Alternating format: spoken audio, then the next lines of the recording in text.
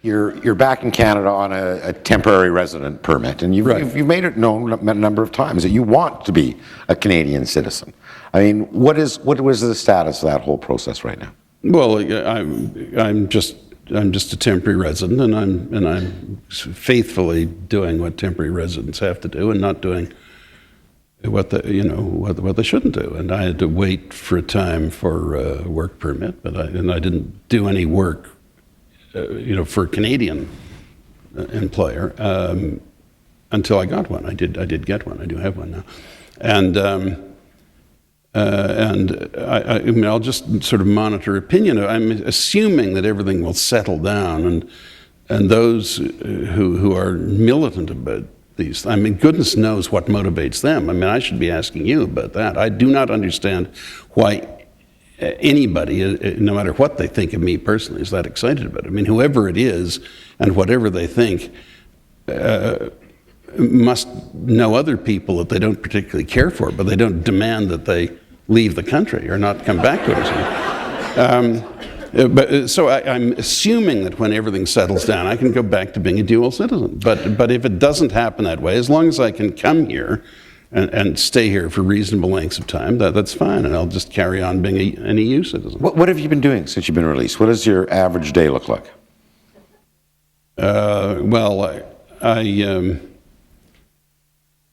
get a lot of work done. I write a lot, and I'm still dealing with some legal matters, though they're nothing like as taxing as they have been for most of the last 9 years.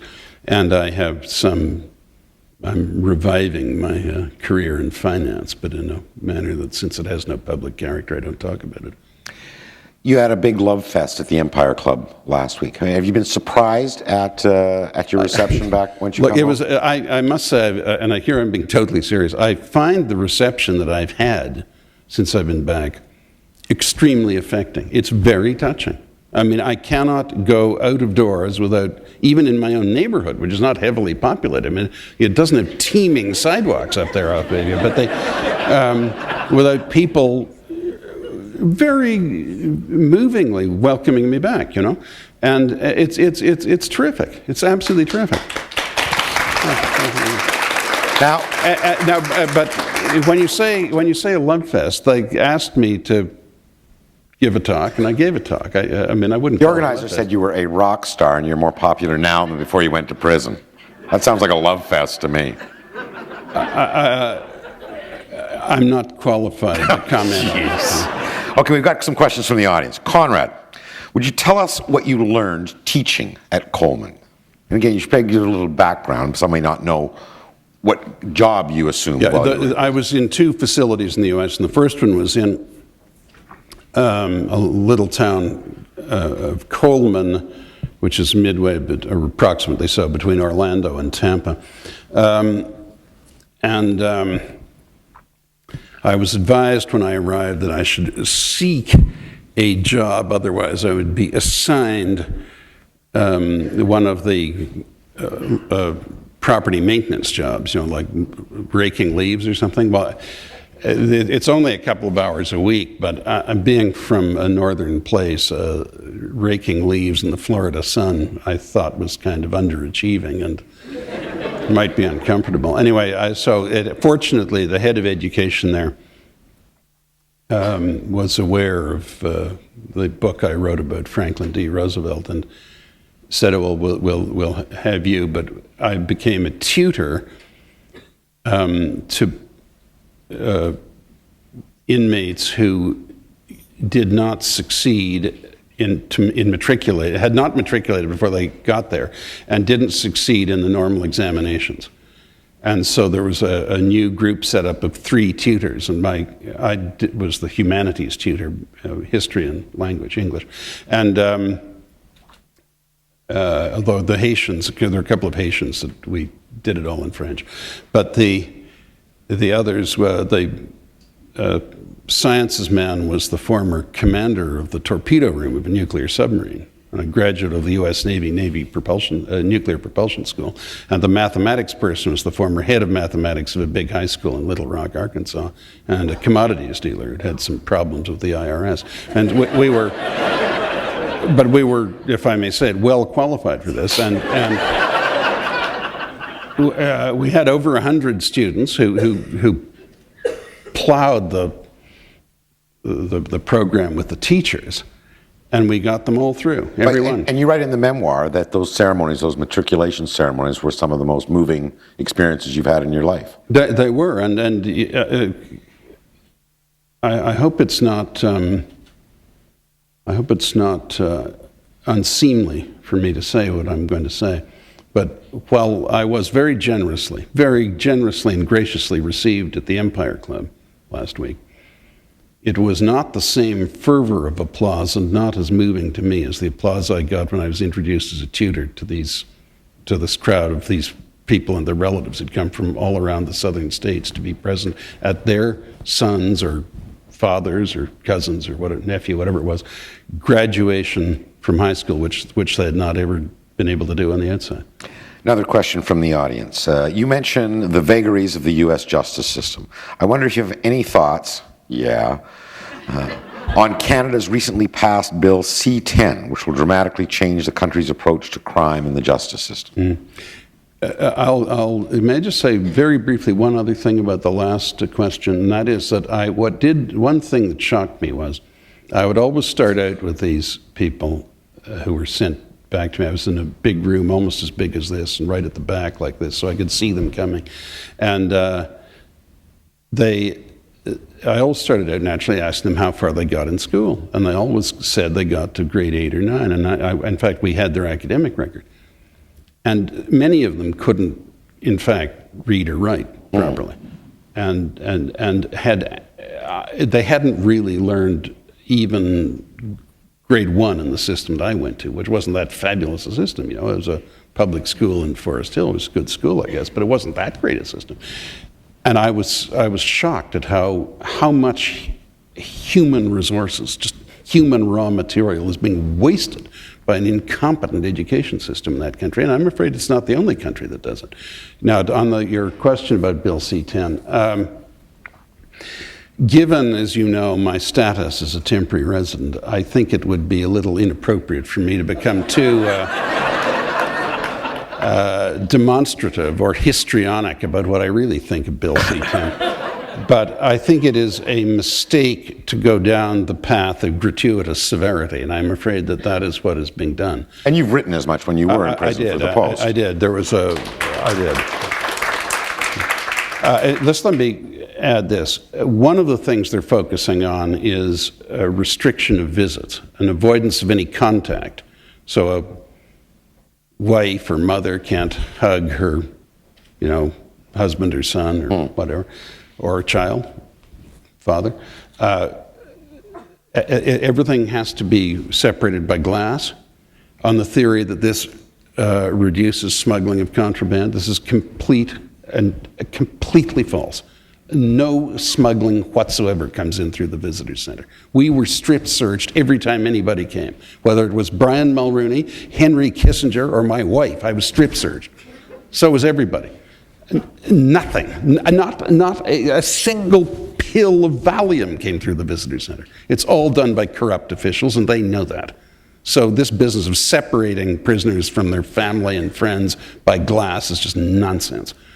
Now, I could say quite a bit about the rest of it, but the whole idea, in my opinion, of sending nonviolent people, if we're talking about violent people, that gets complicated, and obviously you have to protect society.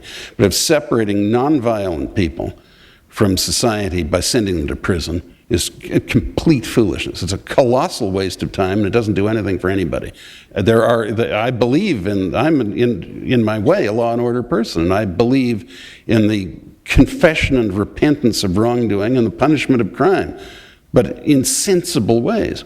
And it's only people are sent to prison only because it's always been done, not because anyone thinks about it. I'm nonviolent ones now. I'm not talking, obviously, about violent people or people with any tendency to violence. But there are many better ways to do things, and Canada has such an opportunity to be, in the best sense, a liberal state, to be a pioneering country and do things that will be emulated because they are intelligent and they're humane and they work. Well, why aren't we doing that? in this area. We are in some others.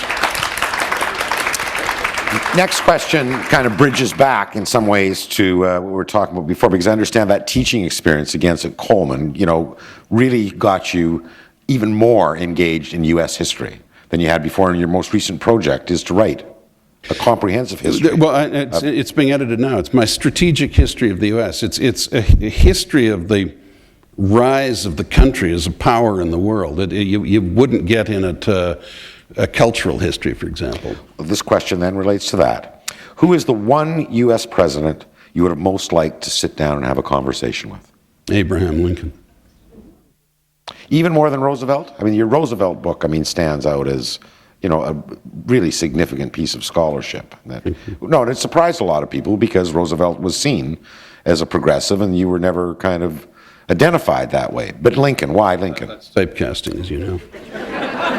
Why Lincoln? Tina's husband, whom has been my privilege to know for 50 years, a little longer, Brian, he knows that I've always been extremely pro-Roosevelt. Lincoln, because he was, by the way, with Roosevelt, he would be ineffably charming, but you never get the truth out of him. His wife said, Eleanor, I know, was a wonderful woman in some ways, but a difficult wife. And it was not a fabulous marriage in most respects. But she said, after being married to him for 40 years, nobody knows him, nobody knows anything about him, and nobody has any idea what he thinks. And if what he does is what he says he'll do, it's a coincidence. He was. In his library, there's the White House press dinner makeup of him as the Sphinx, with the cigarette holder, the Sphinx with his face, the cigarette holder, and he liked that. But nobody had any idea what he thought. So you would have a wonderful conversation with him, and he'd be completely charming, as he always was. But you would have no idea what he was thinking, and whenever he referred to you as my friend, you were a dead man. But Lincoln, because he was such an astoundingly great man. He was a self-made man and an autodidact, but a scholar.